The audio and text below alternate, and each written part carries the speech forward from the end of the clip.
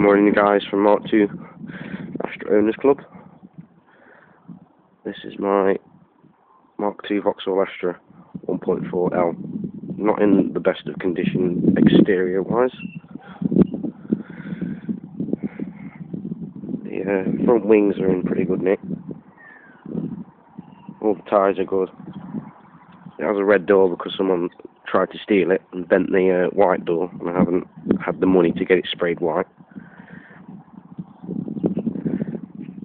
Passenger side rear wheel arch is in pretty good fettle. I mean, it could do with a tidy up, but it's not as bad as the driver's side, as you'll see in a second. Rear hatch is okay. Not too many marks on that. Driver's side wheel arch is not as bad as a lot of them I've seen, but it could definitely do the new inner, new outer wheel arch at least. I don't know about the inner, because obviously without cutting the outer away I can't really see. The sills are in pretty good nick. The previous owner decided to put hammerite or something on it, probably to hide, because obviously the sills on white cars do tend to rust a little bit quicker than, well, they show they rust a bit quicker than any other colour car does. Front driver's side wing, pretty much alright. There's a bit of a rusty scab in there. Probably could get wings for 20 odd quid, so I don't see that being a problem.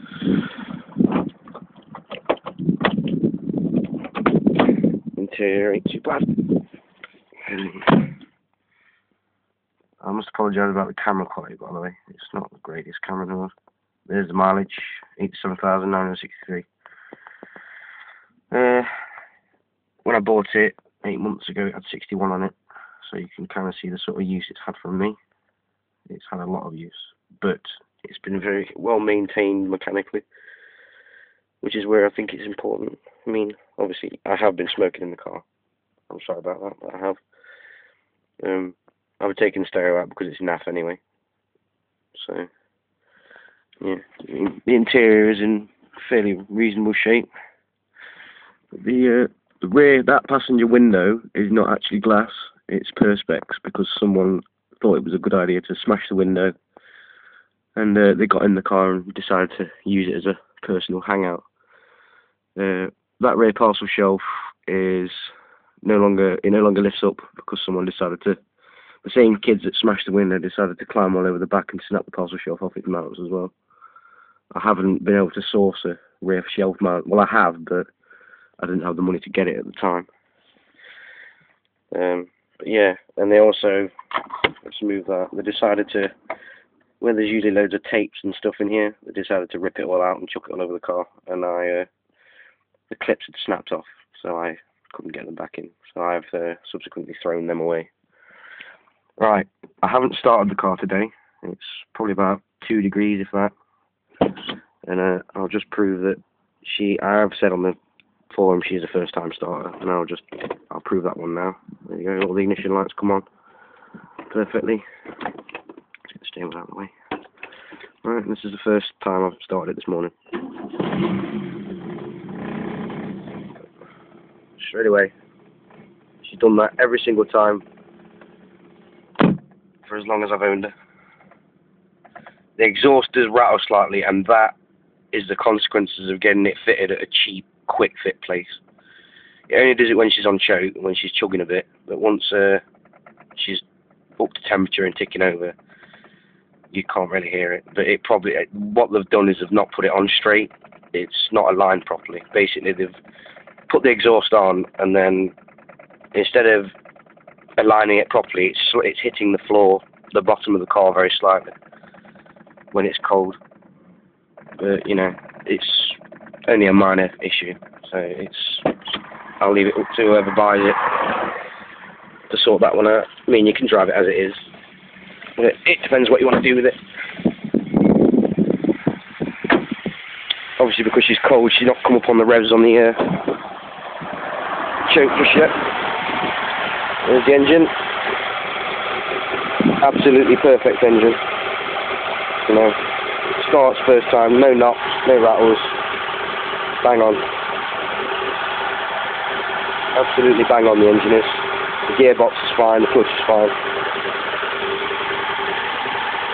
Just changed the There you can see.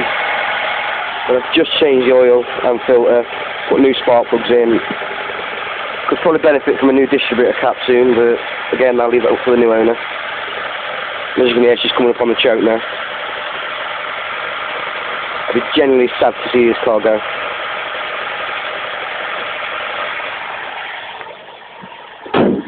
All the electrics work, lights work, indicators work, brake lights work.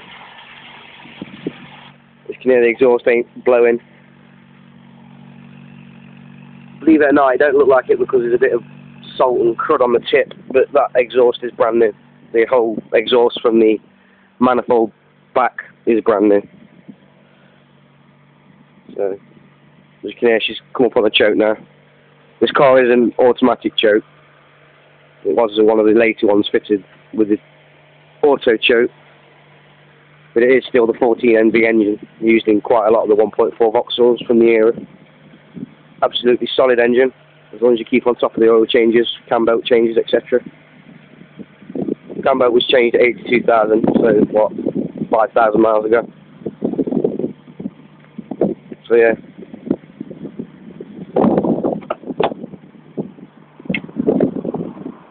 Apart from the exterior, you know, it's an all-round solid car. I've had it looked at. Underneath about 2 months ago, like a proper corrosion inspection, and they said that the underneath is very solid.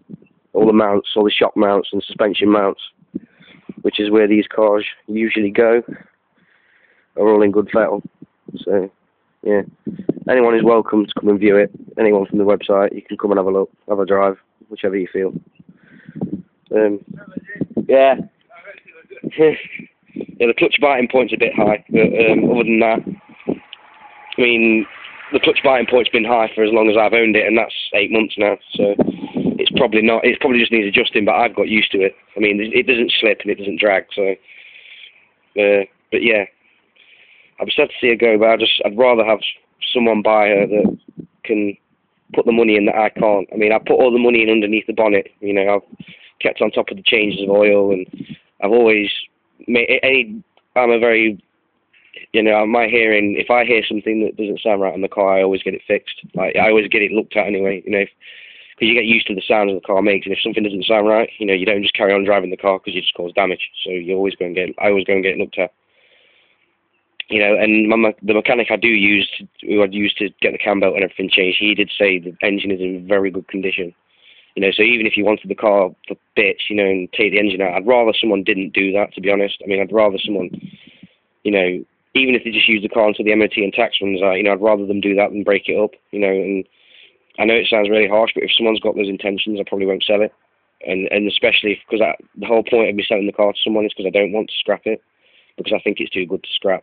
So, but yeah, I mean, you've seen the car and you heard it running, and I promise you, I drive to Durham and back in it. You know, I live in Nottingham and I drive to County Durham, which is 150 miles there and back. You know, 150 miles each way. I've done that for 7 months because my girlfriend's at university in Durham, and it's never ever let me down, never broken down ever. I did mention on the website that the thermostat might be playing up. I don't know why that is, because the cam belt, water pump and thermostat, like I say, were changed 5,000 miles ago. So the only thing I can think of is they did kind of cut corners with the thermostat, because, I mean, you can get genuine ones off Vauxhall ones for £16 or something, and I paid something like $3.95 for the thermostat. It doesn't do it all the time. I mean, at the moment, it's running fine. I mean, the temperature gauge goes to the middle and stays where it should, but it might need looking at. I mean, the only reason I haven't looked at it is because, A, as we know on these 8-valve engines, why Vauxhall did it, I don't know, because see, with the 16-valve engines, the thermostat is right there. You can get to it. You don't have to take any of the cam belt covers off or anything. Whereas with the 8-valve engines, you have to take the cam belt off, and I'm not doing that, because if I take the cam belt off and I put it back on wrong, we know the consequences, don't we? So, you know, but like I say, it only does it every now and again, so it's probably nothing. I mean, it's probably just a bit of a sticky thermostat, and especially with this cold weather, you know, it does take a bit longer to warm up, but, I mean, I'll leave it up to you guys, you know. I mean, if anyone wants it, it's here. I'll take reasonable offers, because I'm after a Mark 3 Astra now, so I need something a bit more modern, and just a bit, something that can take The other thing is I don't want to keep driving it and putting all this mileage on it, because obviously these cars are going up in value. You know, one's because there's not many about, and I don't want to keep driving it and driving it and driving it into the ground when I know I can give it to someone who's going to restore it and get, you know, loads of pleasure out of it. You know, whereas I'm just using it as basically a form of transport, and I'd rather get a modern car that's not as rusty. You know what I mean? Like I'm looking at a Mk2 Astra at the moment. You know, 1.6 Arctic or something. So yeah. Sorry about rambling on, but yeah, that's pretty much it. If you need any more, if you've got any more questions about the car, you know to ask me on the forum, because you know I'm a very friendly guy. I'll try and answer as soon as I can, but I do work a lot, and I'm a very busy guy. So yeah, thanks for listening, guys, and I'll see you soon.